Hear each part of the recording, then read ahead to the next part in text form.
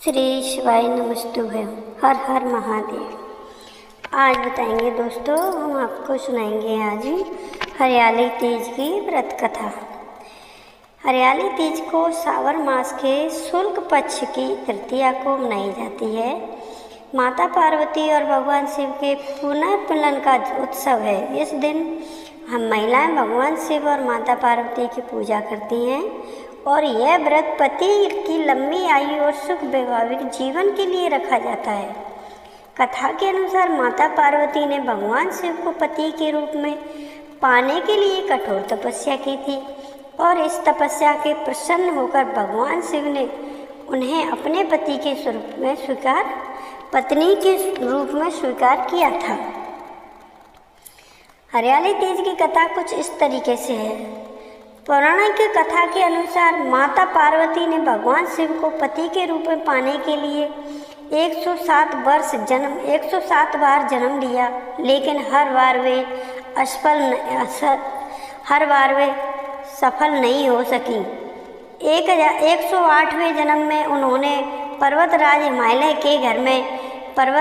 हिमालय राजा के घर में जन्म लिया और भगवान शिव को पति के रूप में पाने के लिए कठोर तपस्या की।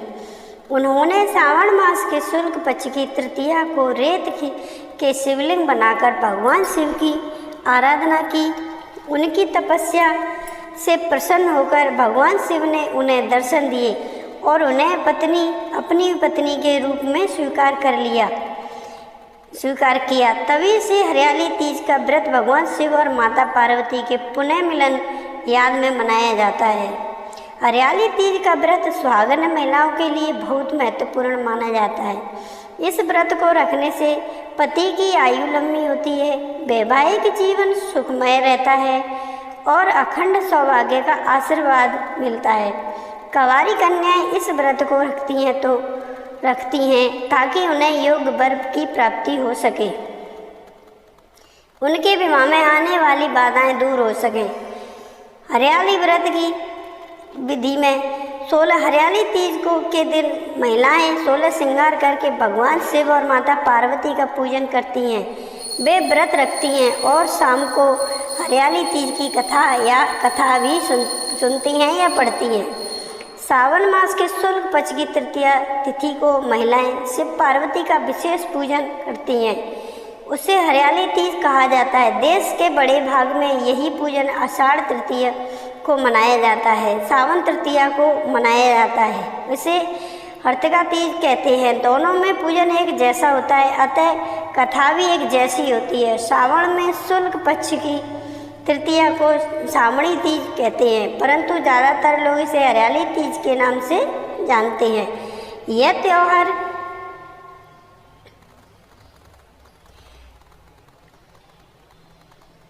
त्यौहार मुख्य रूप से उत्तर भारत में मनाया जाता है। इस दिन स्त्रियां माता पार्वती जी और भगवान शिव की पूजा करती हैं। इस दिन महिलाएं निर्जला व्रत रखती हैं। इस व्रत को करवा चौथ से भी कठिन व्रत बताया जाता है। इस दिन महिलाएं पूरा दिन बिना भोजन जल के दिन व्यतीत करती हैं तथा दूसरे दिन सुबह स्नान और पूजा के बाद व्रत पूरा करके भोजन ग्रहण करती हैं। इस वजह से इस व्रत को करवा चौथ से भी कठिन माना जाता है। हरियाली तीज का व्रत जुलाई में 28 जुलाई को मनाया जा रहा है। इस दिन जगह जगह झूले पड़ते हैं। इस त्यौहार से स्त्रियां हरियालियाँ या चुनरी में गीत गाती हैं, मेहंदी लगाती हैं, श्रृंगार करती हैं, झूला झूलती हैं और नाचती हैं। हरियाली तीज के दिन अनेक स्थानों पर मेले लगते हैं और माता पार्वती की सवारी बड़े धूमधाम से निकाली जाती है। शिवजी हरियाली तीज के दिन शिवजी ने माता पार्वती को उनकी एक कथा सुनाई। शिवजी कहने लगे, पार्वती जी सुनो, उनके पूर्व जन्म का स्मरण कराने के लिए तीज की कथा सुनाई थी। शिवजी कहते हैं, हे पार्वती, तुमने हिमालय पर मुझे वर में रूप में पाने के लिए घोर तपस्या किया था। अन्न जल त्याग, पत्ते खाए, सर्दी गर्मी बरसात में कष्ट रहे। तुम्हारे पिता दुखी थे। नारद जी तुम्हारे घर पधारे और कहा, मैं विष्णु जी के भेजने पर आया हूँ। नारद जी तुम्हारे घर पधारे और कहने लगे कि मैं विष्णु जी के भेजने पर आया हूँ, अब आपकी कन्या से प्रसन्न होकर विवाह करना चाहते हैं। विष्णु जी ने कहा है कि मैं आपकी कन्या से विवाह करना चाहता हूँ, अपनी राय बताएं। पर्वतराज प्रसन्नता से बोले, तुम्हारा विवाह विष्णु जी से करने को तैयार हो गए।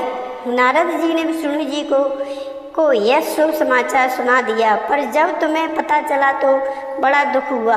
तुम मुझे मन में अपना पति मान चुकी थी।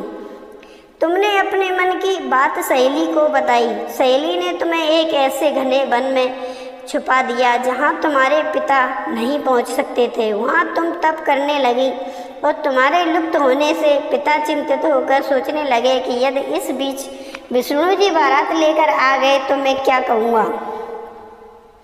शिवजी ने आगे पार्वती जी से कहा, तुम्हारे पिता ने तुम्हारी खोज में धरती पाताल एक। पार्वती जी से कहने लगे, तुम्हारे पिता ने तुम्हारी खोज में धरती पाताल का एक कर दिया, पर तुम नहीं मिली। तुम गुफा में रेत के शिवलिंग बनाकर मेरी आराधना में लीन थी। प्रसन्न होकर मैंने मनोकामना पूरी करने पर आपको वचन दिया। तुम्हारे पिता खोजते हुए गुफा तक पहुँच गए। तुमने बताया कि अधिकांश जीवन शिवजी को पति रूप में पाने के लिए तप में बिताया है। आज तब सफल रहा। शिवजी ने मेरा वरण कर लिया है। मैं आपके साथ एक ही शर्त पर घर चलूँगी, यदि आप मेरा विवाह शिवजी के साथ करने को तैयार हो जाओगे। पर्वतराज मान गए। बाद में विधि विधान से साथ हमारा विवाह किया। पार्वती, तुमने जो कठोर तपस्या व्रत किया था उसी के फलस्वरूप हमारा विवाह हो सका। इस व्रत को निष्ठा से करने वाली स्त्री को मैं मनवांछित फल देता हूँ। उसे तुम जैसा अचल सुहाग का वरदान प्राप्त होगा। मनचाहे वर के लिए हरियाली तीज का व्रत करें। सावन के महीने में शुक्ल पक्ष की तृतीया तिथि को कहीं कजली तीज को कहीं हरियाली तीज के नाम से जाना जाता है। भविष्य पुराणों में देवी पार्वती बताती हैं कि तृतीया तिथि का व्रत उन्होंने बनाया है जिससे स्त्रियों को सुहाग और सौभाग्य की प्राप्ति होती है। सावन के महीने में तृतीया तिथि को 100 वर्ष की तपस्या के बाद देवी पार्वती ने भगवान शिव को पति के रूप में पाने का वरदान प्राप्त किया था। हरियाली तीज की विधि का पूजन।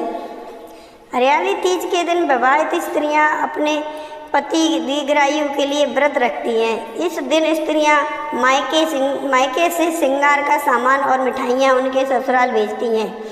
हरियाली तीज के दिन महिलाएं सुबह घर के काम करके स्नान करके बाद में 16 श्रृंगार करके निर्जला व्रत रखती हैं। इसके बाद माँ पार्वती और भगवान शिव की पूजा होती है। पूजा करने के बाद उनको फल प्राप्त होता है। हर हर महादेव। एक और कथा, एक रहस्य और प्रेम से परिपूर्ण कथा, जहाँ सावन की हरियाली तीज में पार्वती पुनः शिव को प्राप्त करती हैं। सावन माह का महीना था। नर्मदा नदी अपने उफान पर थी। हरियाली लहरा रही थी और वनों में मधु कोयल गा रही थी। धरती पर जीवन का नृत्य हो रहा था, परंतु कैलाश पर एक मौन छाया हुआ था। पार्वती ध्यान मगन थी, परंतु उनके मन में एक विचित्र अशांति समाई थी। एक दिन उन्होंने शिव के पूछा, स्वामी, क्या आपका पुनर्जन्म केवल एक बार होता है? शिव ने उत्तर दिया, उमा आत्मा जन्म नहीं लेते। वह अनुभव करती हैं कि बतलाती हैं कि और पुनः ईश्वर की ओर लौटती हैं, परंतु कुछ आत्माएं जो प्रेम बंधन बंध जाती हैं वे बार बार जन्म लेकर अपना संकल्प पूर्ण करती हैं। पार्वती उस उत्तर को सुनकर कई रातें जागती रही। फिर उन्हें सपने में एक दृश्य दिखाई दिया। एक छोटी कन्या नर्मदा नदी के तट पर बैठकर हर हर महादेव का जाप कर रही थी। उसकी आंखों में वही अग्नि थी जो सती की आंखों में थी, वही भक्ति जो पार्वती की आंखों में थी। वर्षों बीत गए। उस सपने के बाद पार्वती ने शिव से आज्ञा ली कि वे पृथ्वी पर कुछ समय बिताना चाहती हैं, एक मानव रूप में केवल प्रेम और भक्ति की अनुभूति के लिए। शिव ने मुस्कुराते हुए कहा, जाओ उमा, नर्मदा के तट पर तुम्हारा रूप तुम्हारी प्रतीक्षा कर रहा है। पार्वती अब एक सामान्य ब्राह्मण कन्या के रूप में जन्मी। नाम था धारिणी। उनका लालन पालन एक विद्वान ब्राह्मण परिवार में हुआ था जो नर्मदा किनारे आश्रम में रहता था। छोटी सी उम्र से ही धारिणी को शिव के भजन, रुद्रगष्ट, शिव तांडव स्तोत्र और नदी की कहानियों में विशेष आकर्षण था। जब वे 16 वर्ष की हुई, उन्होंने हरियाली तीज का व्रत धारण किया, बिना किसी सामाजिक दबाव से, केवल एक ही दिव्य स्मृति में बल पर। शिव का नया रूप। उधर कैलाश पर शिव पार्वती की अनुपस्थिति से अशांत हो गए थे। उन्हें योगी का रूप धारण किया और पृथ्वी पर उतर आए। नर्मदा किनारे एक बट वृक्ष के नीचे ध्यान मगन हो गई थी। धारिणी हर दिन वहीं पूजा करने आती, पर उस योगी की ओर देखती तक नहीं थी। एक दिन योगी शिव ने पूछा, बाल, तुम किससे पाने के लिए इतना कठोर व्रत कर रही हो? धारिणी ने उत्तर दिया कि एक ऐसे पुरुष को जो केवल देह नहीं आत्मा से देखता है, जिसे न तो रूप चाहिए न ही कुल, बस श्रद्धा चाहिए। योगी मुस्कुराए। यही वही उत्तर था जो उन्हें शास्त्रों वर्ष पूर्व पार्वती ने दिया था। पुनः मिलन की तीज में हरियाली तीज का दिन आया। वन में महिलाएं झूल रही थीं, गीत गा रही थीं। धारिणी ने 24 घंटे का निर्जल व्रत रखा और रात के समय दीपक जलाकर भगवान शिव की पूजा कर रही थीं। वह योगी वहीं बैठे थे। उसने अपनी आंखें खोली और कहा, अब तुम्हारा व्रत पूर्ण हुआ पुत्री, अब तुम मुझे पहचान सकती हो क्या? जैसे ही उनके नेत्र मिले, धारिणी की चेतना जागृत हो गई। उसे अपने सारे जन्म याद आ गए और वह गिर पड़ी और बोली, स्वामी, आपने मुझे फिर पहचान लिया?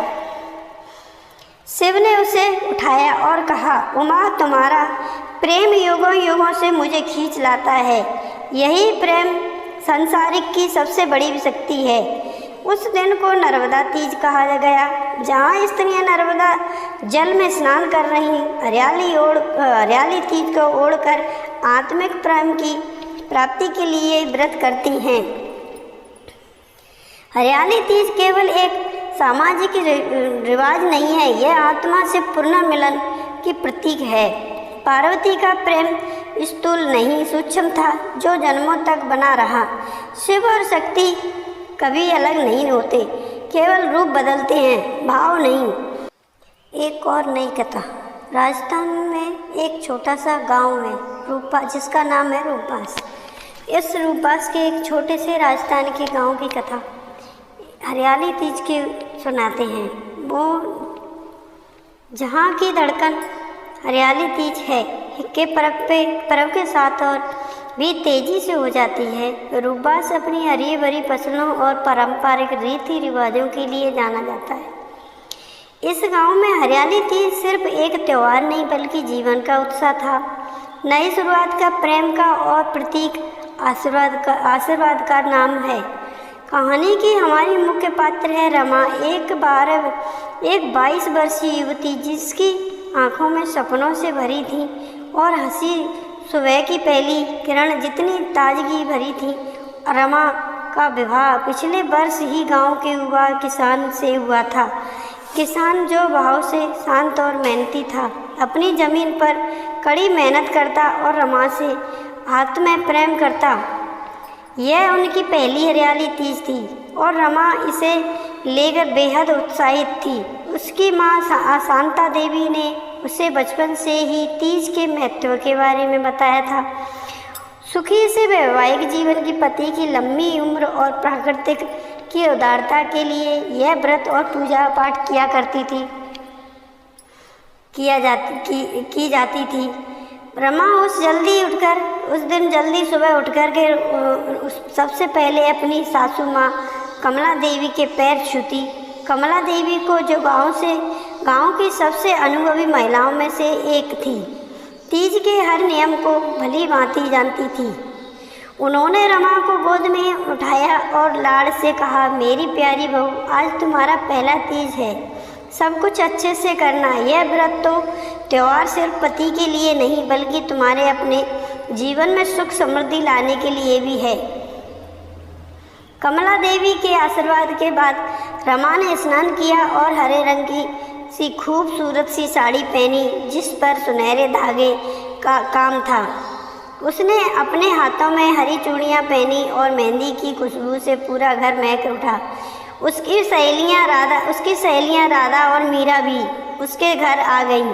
वे सब एक साथ मिलकर श्रृंगार करती, हंसी मजाक कर रही थीं और तीज के गीत गाती। गांव के चौक में जहाँ बड़ा सा पीपल का पेड़ था, हर साल तीज का मेला लगता था। झूले डाले जाते थे, रंग बिरंगी दुकानें सजाई जाती थीं और महिलाएं अपने पारंपरिक वेशभूषा में सज धज कर आती। इस साल भी वहीं धूप में रमा, राधा और मीरा सभी अपनी नई चूड़ियाँ और मेहंदी वाले हाथों को दिखाती हुई मेले की तरफ चल पड़ी।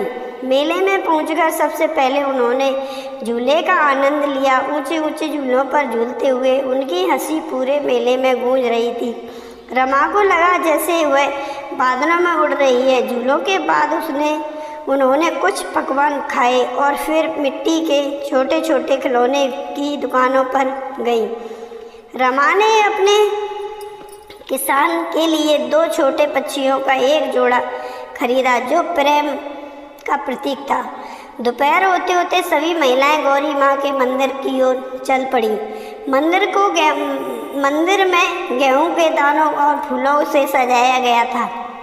पंडित जी ने पूजा शुरू की। महिलाएं एक साथ बैठकर तीज के व्रत की कथा सुन रही थीं।